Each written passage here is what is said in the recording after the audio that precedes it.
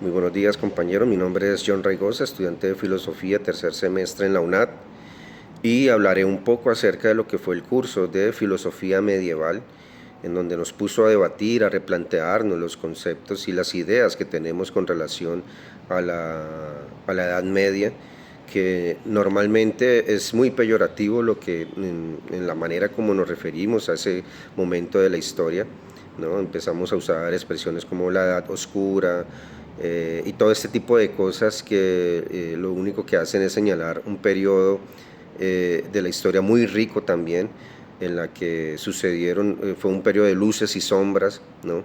Yo titulo esta reflexión algo como que la Edad Media, un oscurantismo que hasta hoy nos ilumina. Y la Edad Media fue una época muy atacada, ¿no? Por muchos, justificada por otras, pero lo que este curso de filosofía medieval me puso a pensar es entonces, me surge la pregunta de cuál es la manera correcta de juzgar un periodo de la historia que ha repercutido en nuestra manera de conocer el mundo hasta hoy día. Entonces, el no saber responder a esa pregunta nos lleva a caer en falacias y en anacronismos históricos gravísimos que desvirtúan la manera como conocemos no solo el pasado, sino el presente y el futuro. Es como un psiquiatra que no toma las decisiones correctas con relación a la información que su paciente le brinda, y al no saber juzgar ese pasado del paciente, pues por supuesto, ese paciente no tendrá una solución real a su propio presente y mucho menos a su futuro. Entonces yo creo que eso es lo que ha sucedido con la Edad Media. No hemos ejercido nuestra ética histórica, pues al interpretar y evaluar un evento, personas y culturas del pasado, utilizando criterios, conocimientos y valores éticos, conceptos y prejuicios actuales que eran ajenos a la época, pues nos pone en una situación difícil descontextualiza, ¿no? Nos lleva a un anacronismo histórico que nos aleja de la complejidad del momento y la especificidad de la época. Esta Edad Media, entonces, yo la podría resumir en construir sobre los escombros, ¿no? La época de la Edad Media comienza en el siglo V y se erige sobre los escombros de la caída del Imperio Romano, ¿no? Esta caída levantó las simientes de una historia que duró casi 10 siglos, perdón, y este periodo es llamado normalmente el periodo de la Edad Oscura, ¿no? Una edad oscura que fue testigo de los grandes avances del conocer del hombre, de su dimensión material, de su dimensión espiritual, ontológica. Es una edad donde vio nacer las universidades, donde hubo importantes avances con relación a la ciencia, a la cultura. Fue una edad oscura donde aparecieron y surgieron filósofos, filósofas, pensadores, pensadoras, ¿no?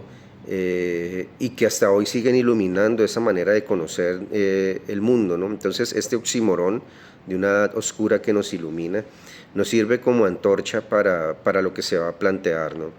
En este sentido, la Edad Media vio nacer, ¿no? En el primer curso de la Edad Media, del siglo V, que nace de la caída del Imperio Romano, vio nacer grandes pensadores, entre otros como San Agustín, que desde la filosofía de Aristóteles plantea nuevas realidades y nuevas bases que ya se habían terminado de caer con el Imperio Romano. Y en esta crisis de autoridad surgen nuevas preguntas, nuevas ideas que repercuten en la Edad Media, ¿no? Entonces había que revalar los preceptos y los pilares que hasta ese momento eran lo que sostenían la sociedad. Y en este surgimiento de la Edad Media, de estas nuevas preguntas, aparecen obras como la Suma Teológica, ¿no? Que es un ejemplo latente de la recién nacida intención de intentar conciliar la fe y la razón de la Europa medieval.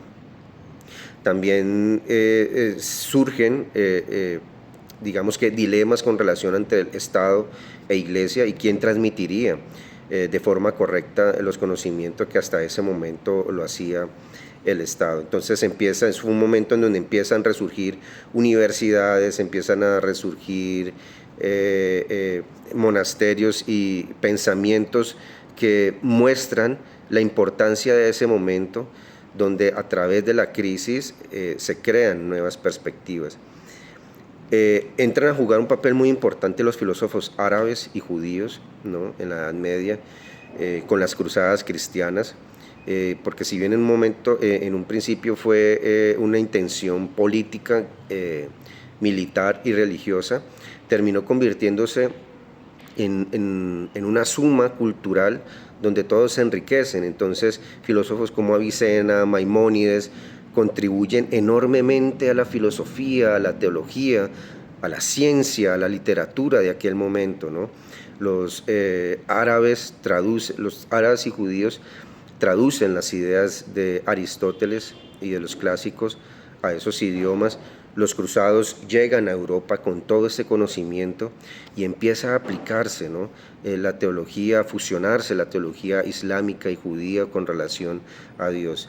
Estos elementos hacen una idea, convierten y enriquecen la idea de Dios epistémicamente. Luego tenemos también en la Edad Tardía el sexo y el género con relación, ¿no? Entonces aparecen pensadoras como Cristina Pizan, donde desde la obra Ciudad de las Damas argumenta que las mujeres son iguales intelectualmente y ontológicamente, desde la virtud y la sabiduría, a los hombres, ¿no? Si bien Cristina Pizan no era una feminista como tal, porque la palabra feminismo aparece acuñado en el siglo XIX y el feminismo ya como movimiento social aparece en el siglo XX, pero sí sentó las bases para el feminismo actual, para esa lucha actual de la mujer con relación a la defensa de sus derechos y cómo las mujeres deben ser tenidas en cuenta como igual de los hombres. Entonces la Edad Media, acuñada como la Edad Oscura, le debemos muchas cosas que fueron las bases para nuestros conocimientos hoy en día, ¿no? La Edad Media sentó las bases para el desarrollo epistémico y sobre la pregunta por y sobre el hombre, ¿no? Surgieron las universidades, surgieron los debates que hasta el día de hoy todavía tenemos, y fue una edad muy rica intelectualmente, científicamente, literariamente y espiritualmente. Esa riqueza ética, lógica y metafísica se la debemos a la Europa medieval y a esta combinación de luces y sombras que terminan convirtiéndonos en los seres pensantes que todavía hasta hoy nos seguimos preguntando por el hombre. Muchas gracias.